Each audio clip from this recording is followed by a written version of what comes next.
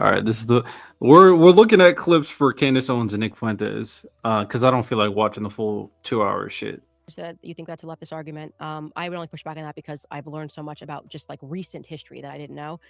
But you think that the Middle East, like if we had done nothing in terms of the Middle East, that they would just be savages and just be like, America didn't do anything to set. It doesn't set anything backwards. You're just like bombing a place. Yeah, kind of. I Said you think that's a leftist.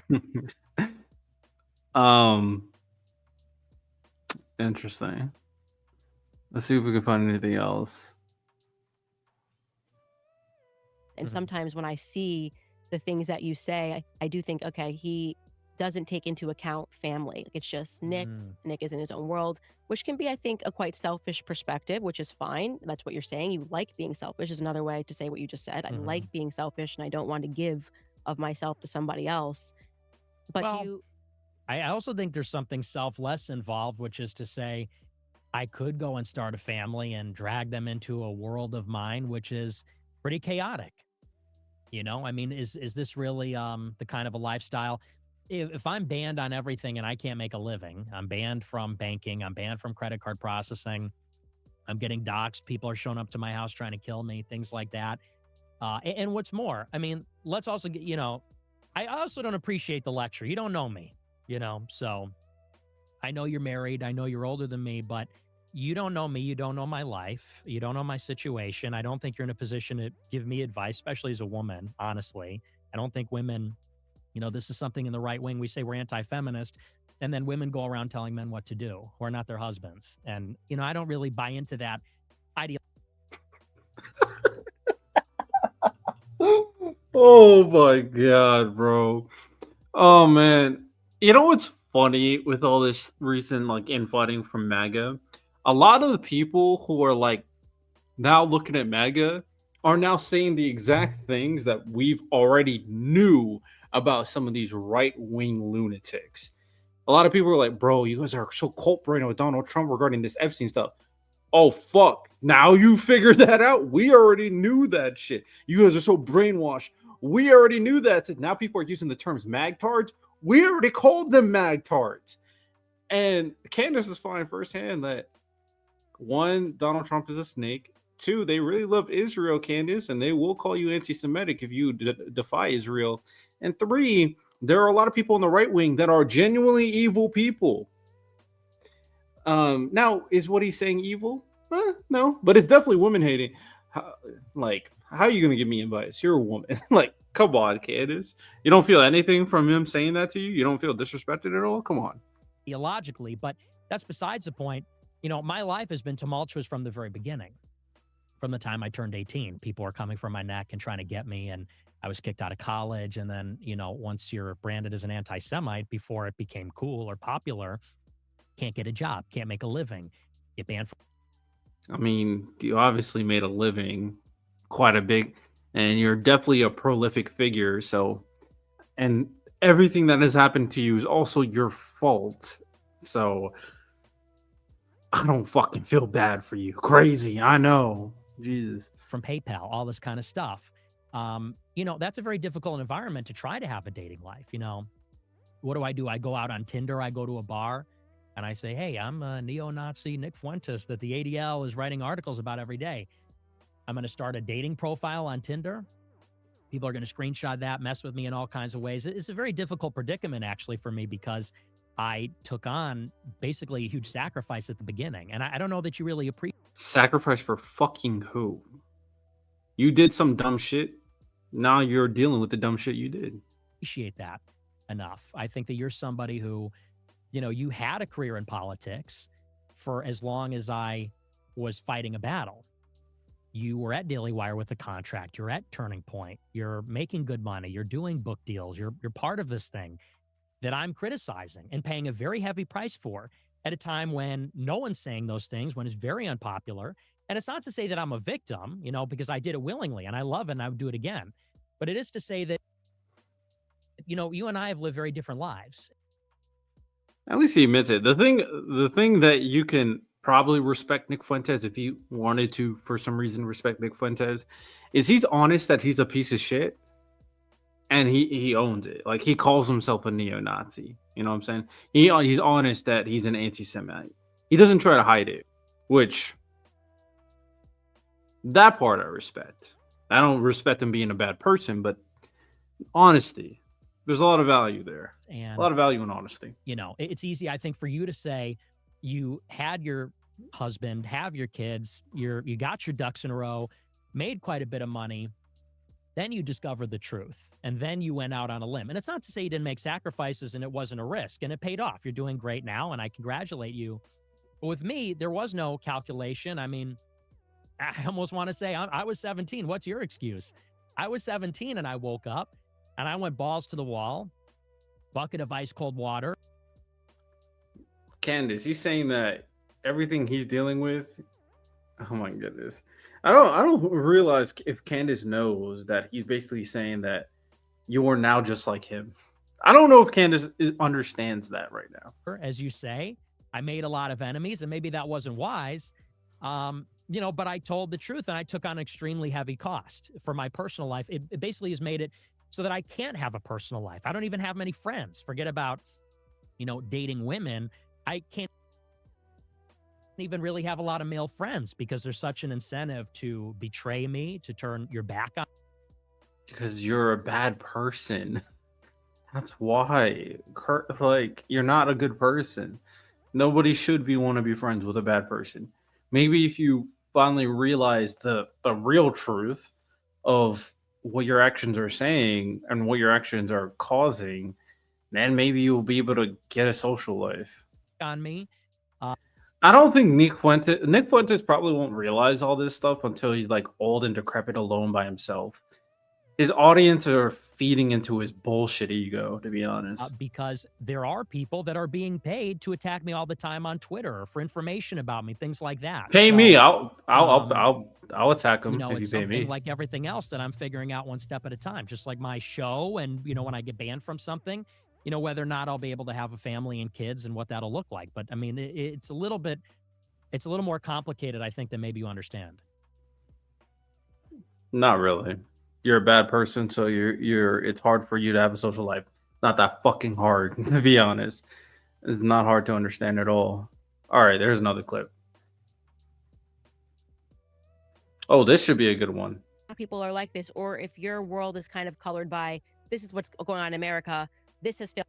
So I'm trying to understand if you think that it's all Black people are like this, or if your world is kind of colored by this is what's going on in America, this has failed for 1,000 reasons. Welfarism has definitely, Black people in 1940s stand up. My grandfather, I talk about that denigration and the corrosion of culture. Yeah. That's happening. White, Black, whatever you want to name it, there is this intentional corrosion of culture. So do you think it's literally, well, this is just what a Black person is when they come out? Or do you think that post welfare, LBJ, Great Society, this is what Black Americans have become, and I have a right to respond to that and say that as a white man, I don't want to live there? Well, you know, I think it's more nature than people would like to believe. You know, there's this classic tension of, is it nature, is it nurture, is it If Candace Owens allows this motherfucker to say Black people are out of the womb dumber than white people, she is done. I'm done with Candace. I'm be honest. There's not a lot of Uncle Ruckuses that you can immediately turn to. She better not allow him to say this. I swear to God, Candace Owens, you better not allow him to say this. Cultural, or is it intrinsic? Is it racial? And I've always been on the latter side of this among conservatives. Conservatives like to say it's all culture. Black America is the way it is because of hip hop music and the Great Society and that kind of stuff. And I think the uncomfortable reality is a big part of it is intrinsic. You know, one of the big arguments against the abolition of slavery in the 1860s is that, you know, when Europeans colonized Africa, they hadn't discovered the wheel. There's no two-story buildings.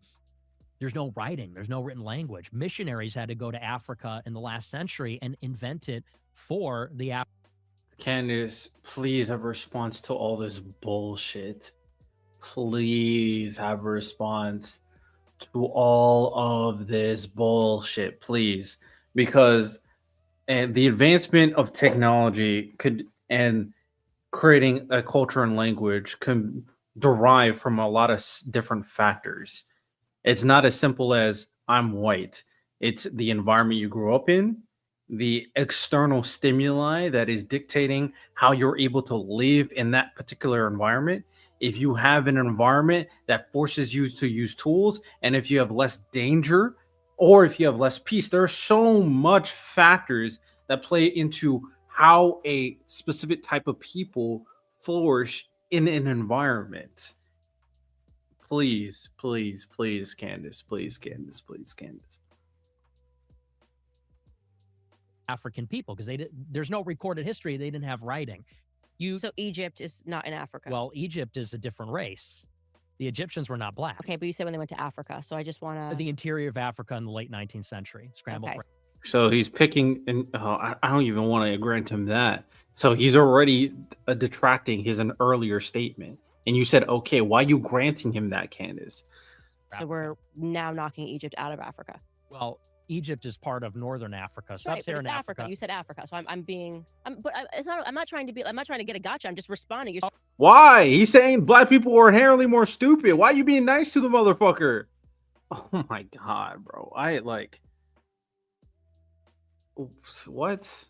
Africa. Yeah. It's in Africa. It's Egypt. It's kind of ridiculous that there was no written language. Well, so I'm just trying to get you to sure. You know, Egyptians are not Africans. If I'm not pushing back, the internet will. So Egyptians are not racial Africans. When I say African, I'm saying sub-Saharan Africans. Sub-Saharan, okay. Black people that, because it is a different race. In sub-Saharan Africa, and Europeans did not penetrate that until late 19th century. They didn't have any of this. To the extent that you have infrastructure in Africa, it's from the Muslims in the Sahel, in the Maghreb, in northern Africa, where the Arabs colonized. And then you had, Carthage and Egypt. You had ancient civilizations. But sub-Saharan Africa, they didn't have that. You take these people out of that land and put them here, and they're enslaved people. So it had nothing to do with the color of skin, but the environment they grew up in. Crazy how environmental factors dictate how a culture becomes what it becomes. Insane, right? Because you immediately pivoted it and tried to distinguish different races. Fucking Nick Fuentes is a fucking bot.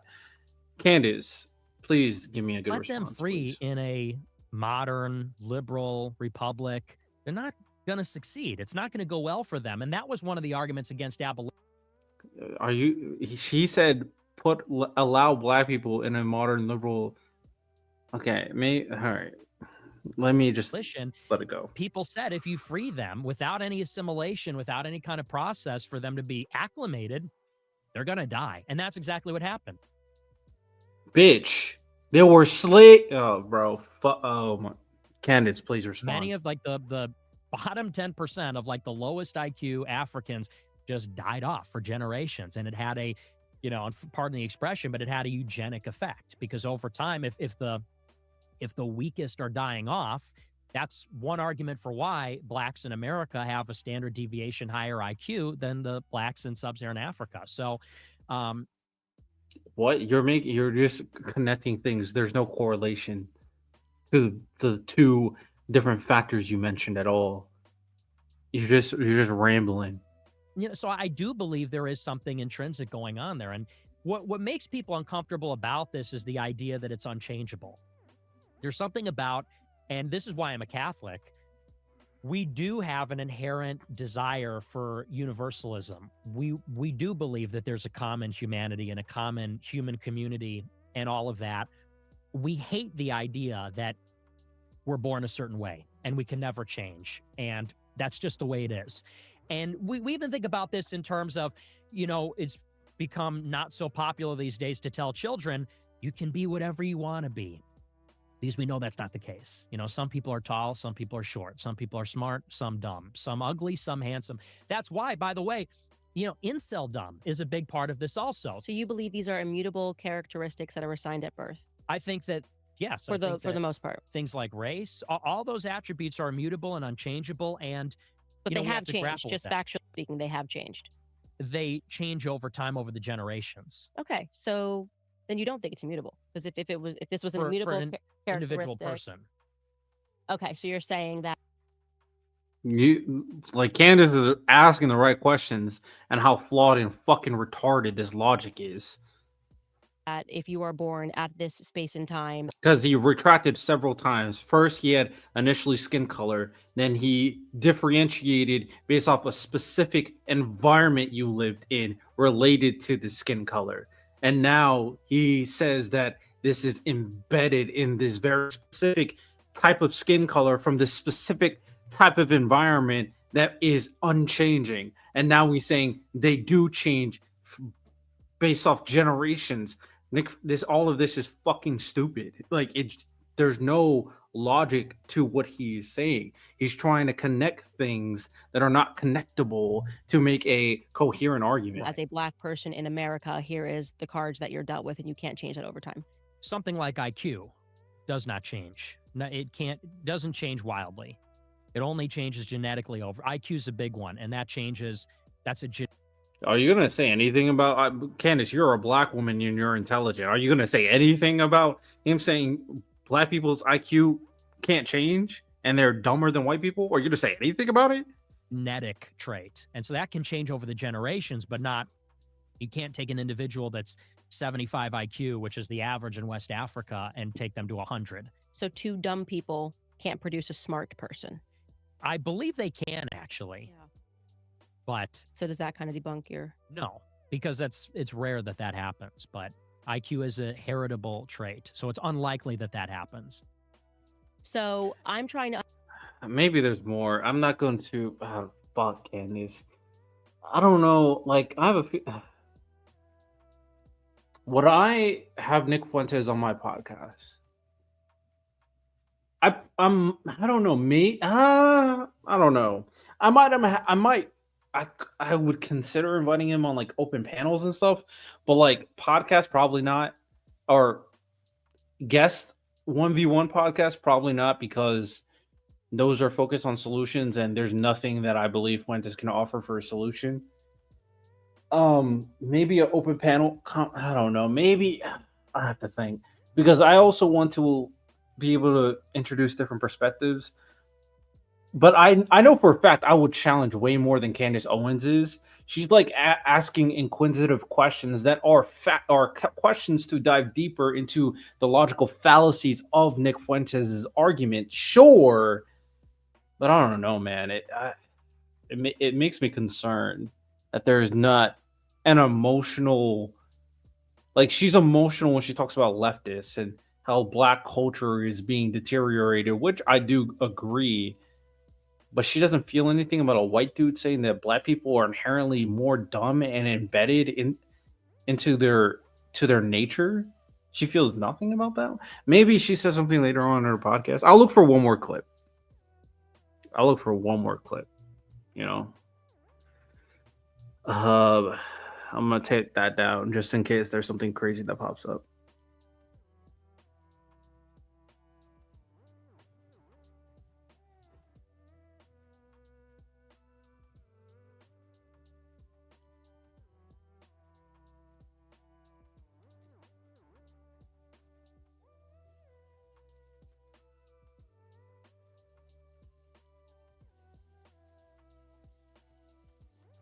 I don't care about this conversation.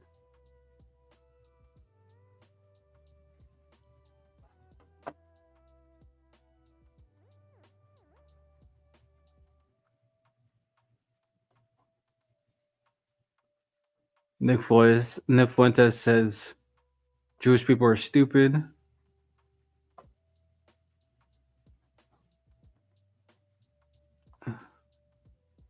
Trying to find, is there nothing else good?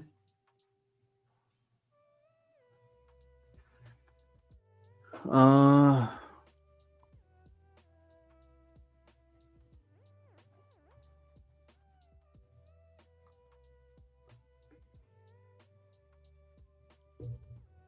maybe, okay.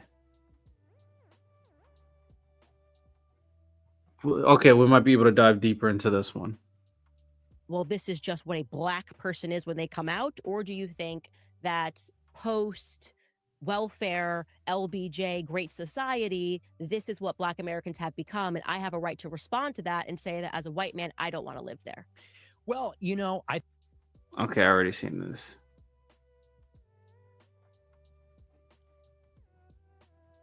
Conservatives like to say it's all culture. Okay, I'm looking for. Apparently, Nick Fuentes talks about her marriage. So let me see if I can find that one, and then we'll probably end this video. I'll probably turn this into its own video.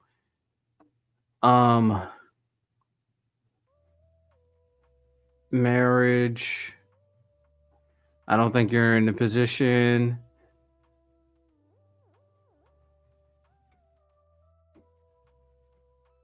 Showed herself to be here.